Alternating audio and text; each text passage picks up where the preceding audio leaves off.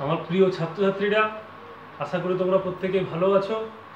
আজকে আমরা আলোচনা করব নবম শ্রেণীর একটি গুরুত্বপূর্ণ টপিক, শিল্প বিপ্লব। অষ্টাদশ শতকের মধ্যভাগে ইউরোপে এক যুগান্তকারী ঘটনা হলো শিল্প বিপ্লব। এই শিল্প বিপ্লব কথার অর্থ কি? বিপ্লব কথার অর্থ হলো আমূল পরিবর্তন, অর্থাৎ একেবারে মূলের পরিবর্তন। তাই শিল্পক্ষেত্রে অষ্টাদশ শতকের মধ্যভাগে যে আমূল পরিবর্তন ঘটেছিল তাকে আমরা এক কথায় শিল্প বিপ্লব বলতে পারি। এবং এই শিল্প বিপ্লব কথাটি প্রথম ব্যবহার করেছিলেন অগাস্ট ব্ল্যাঙ্কি 1837 খ্রিস্টাব্দে। এই কথাটিকে প্রথম বুদ্ধিজীবী মহলে জনপ্রিয় করে তুলেছিলেন আর্নল্ড টয়েনেবি অক্সফোর্ডের এক বক্তৃতায়। এই শিল্প বিপ্লব কি, এই বিষয়ে বিভিন্ন ঐতিহাসিক এবং অর্থনীতিবিদদের মধ্যে বিতর্ক আছে।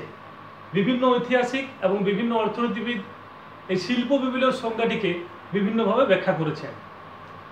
ফিশার তিনি বলেছেন, শিল্প বিপ্লব হল শিল্পক্ষেত্রে দৈহিক শ্রমের পরিবর্তে যন্ত্রের মাধ্যমে ব্যাপক উৎপাদন।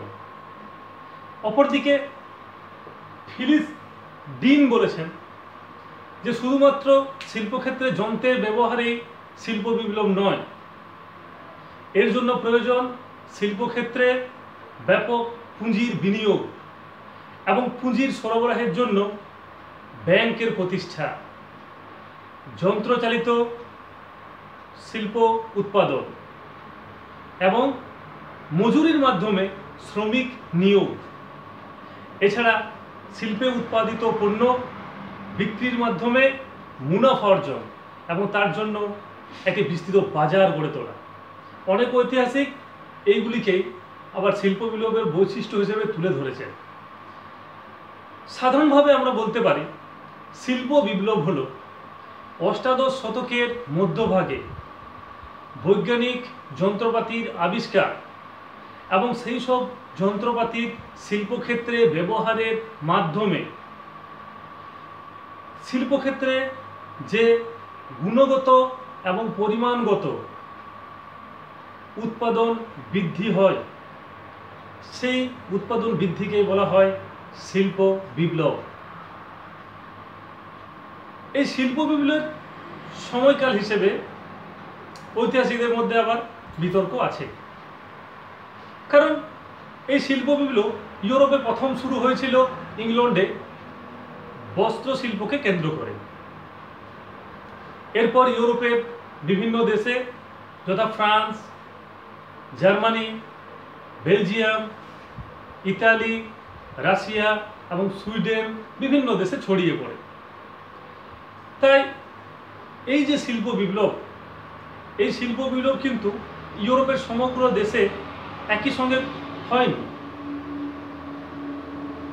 ইংল্যান্ডে শিল্প বিপ্লব হওয়ার 40-50 বছর, এমনকি কোনো কোনো দেশে 100 বছর পরেও শিল্প বিপ্লব সংগঠিত হয়েছিল।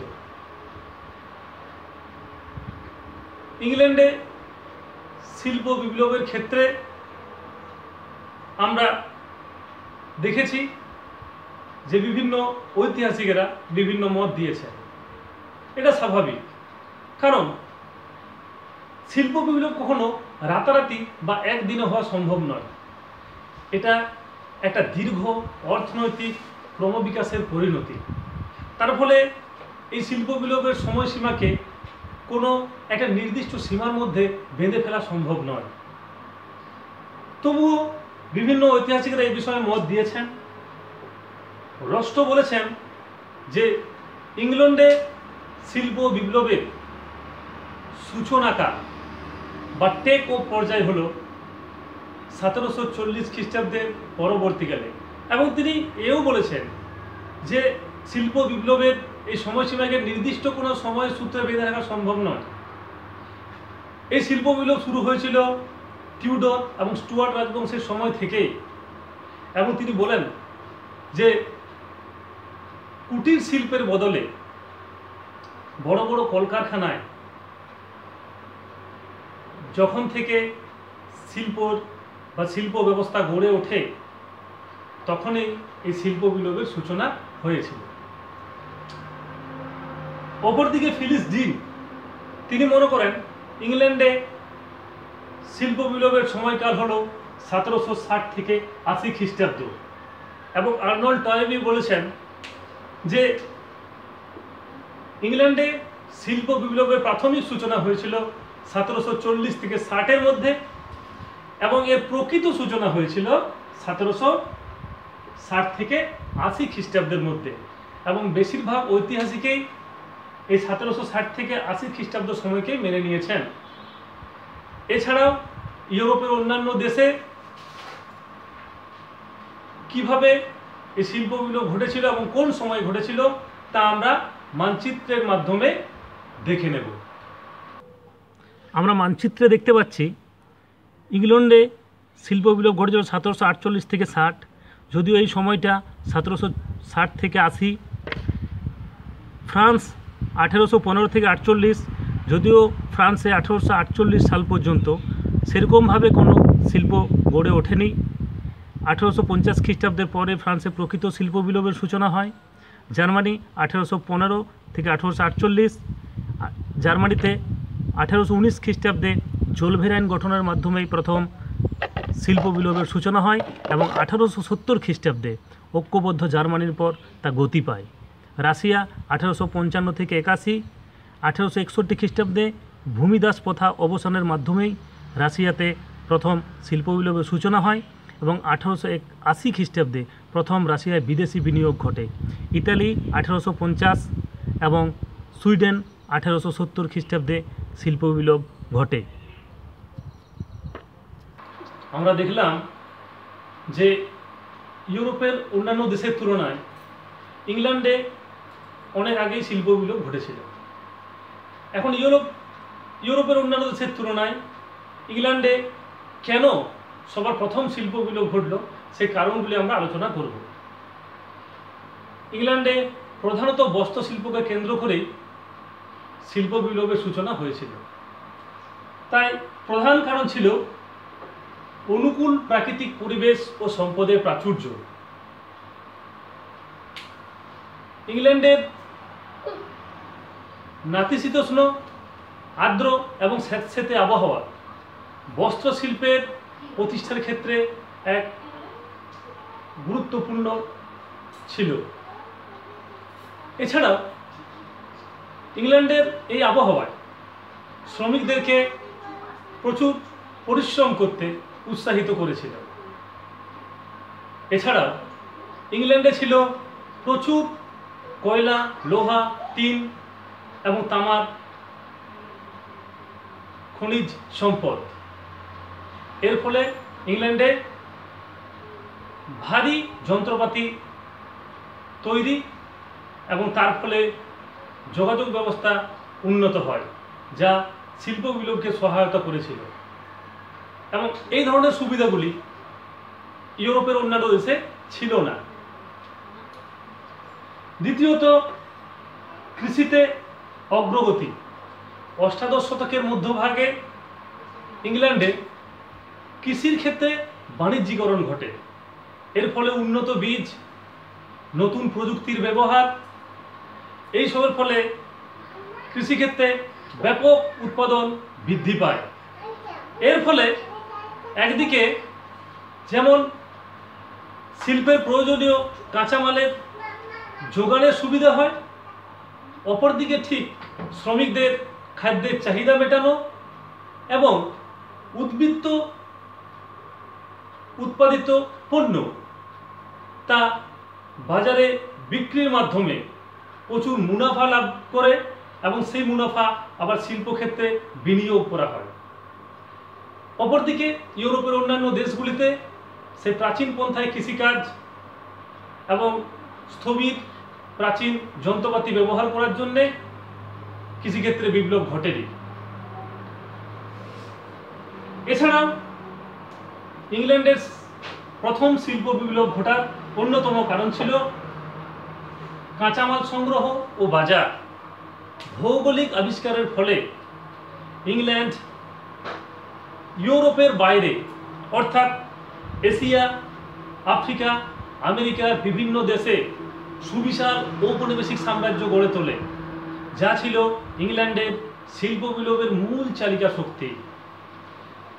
ইংল্যান্ড এই সমস্ত উপনিবেশগুলি থেকে তার প্রয়োজনীয় কাঁচামাল বা শিল্পের ক্ষেত্রে প্রয়োজনীয় কাঁচামাল যেমন কম দামে নিয়ে আসতে পারত, ঠিক সেইভাবে শিল্পে উৎপাদিত পণ্য চড়া দামে তার নিজের দেশের চাহিদা মিটিয়ে এই উপনিবেশগুলিতে বিক্রি করার সুবিধা ছিল, যা ইউরোপের অন্যান্য দেশগুলির এই বৃহৎ ঔপনিবেশিক সুবিধা ছিল না। সুলভ শ্রমিক। অষ্টাদশ শতকের মধ্যভাগে ইংল্যান্ডে প্রচুর জনবিস্ফোরণ ঘটে, অর্থাৎ জনসংখ্যার বৃদ্ধি হয়। এর ফলে প্রচুর মানুষ গ্রাম ছেড়ে শহরে চলে যায় কারখানায় শ্রমিক হিসেবে কাজ করার জন্য। এর ফলে প্রচুর সুলভে শ্রমিক পাওয়া যেতে থাকে। এই সমস্ত সুবিধাগুলি কিন্তু ইউরোপের অন্যান্য দেশে ছিল না। পঞ্চমত, রাজনৈতিক স্থিরতা। যেহেতু শিল্প বিপ্লব ছিল একটি ক্রমিক প্রক্রিয়া বা দীর্ঘ অর্থনৈতিক প্রক্রিয়া, তাই ইংল্যান্ডের এই শিল্প বিপ্লব দীর্ঘদিন ধরে সূচনা হয়েছিল। তার পশ্চাতে গুরুত্বপূর্ণ ভূমিকা ছিল রাজনৈতিক স্থিরতা বা সুস্থির রাজনীতির। দীর্ঘদিন ধরে ইংল্যান্ডে স্টুয়ার্ট, টিউডর, বিভিন্ন যে রাজবংশ তাদের শক্তিশালী শাসন এবং তাদের এই পুঁজিবাদী বিকাশের সহায়তা, এছাড়া 1688 খ্রিস্টাব্দে গৌরবময় বিপ্লবের পর ইংল্যান্ডে স্থায়ী সরকার গঠনের পর এক রাজনৈতিক স্থিতিশীলতা আসে। এছাড়াও ইংল্যান্ডের সমাজ ছিল ইউরোপের অন্যান্য সমাজের তুলনায় অনেক বেশি গতিশীল এবং বৈষম্য ছিল অনেক কম। এর ফলে রাজনৈতিক ও সামাজিক এক সুস্থির পরিবেশের মধ্যে ইংল্যান্ডের শিল্প বিপ্লব ঘটেছিল, যা ইউরোপের অন্যান্য দেশগুলিতে এই সময় অভ্যন্তরীণ দ্বন্দ্ব, বিদ্রোহ এবং বিপ্লবের দ্বারা জর্জরিত ছিল। এছাড়া অন্যতম কারণ ছিল সরকারি পৃষ্ঠপোষকতা ও পুঁজির যোগান। অষ্টাদশ শতকের মধ্যভাগে ইউরোপে হুইগ দল পুঁজিপতি ও শিল্পপতিদের বিভিন্নভাবে সহযোগিতা করেছিল। ম্যাক্স ওয়েবার বলেছেন যে এমনকি এই সময় ইংল্যান্ডের পিউরিটান এবং কেলভিনপন্থীরা পুঁজির বিকাশের মাধ্যমে কলকারখানা প্রতিষ্ঠার পক্ষপাতী ছিলেন। এছাড়া ইংল্যান্ডের সরকার যেভাবে পুঁজিপতি ও শিল্পপতি এবং ব্যবসা বাণিজ্যের ক্ষেত্রে সহায়তা করতেন, ফ্রান্স তথা ইউরোপের অন্যান্য দেশগুলিতে সেভাবে কিন্তু সহযোগিতা করা হয়নি।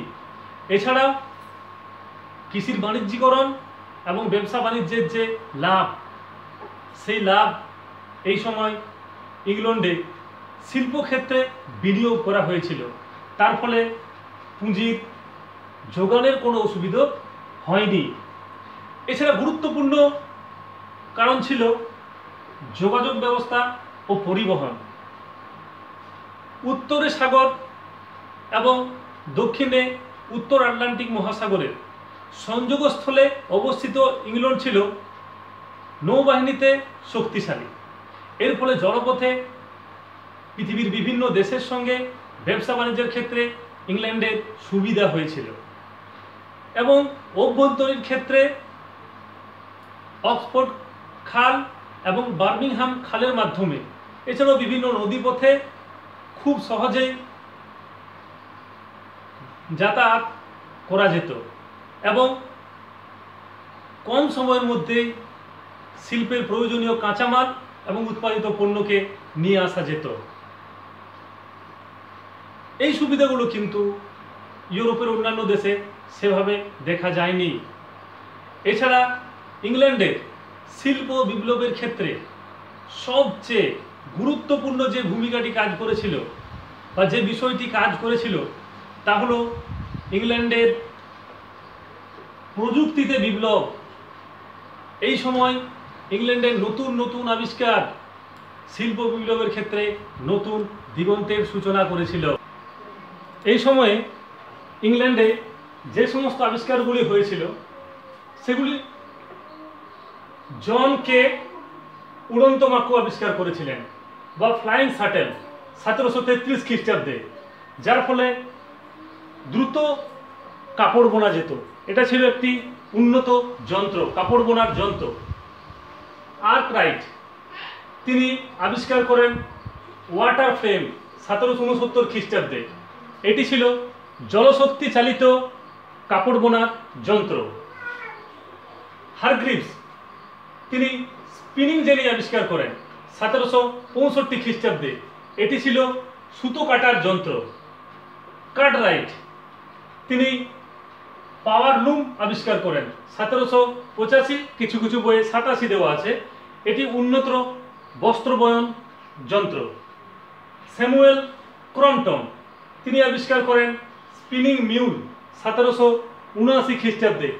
এটিও একটি উন্নত তাঁত যন্ত্র। এছাড়া জেমস ওয়াট আবিষ্কার করেন স্টিম ইঞ্জিন 1769 খ্রিস্টাব্দে। এটি ছিল বাষ্পচালিত ইঞ্জিন।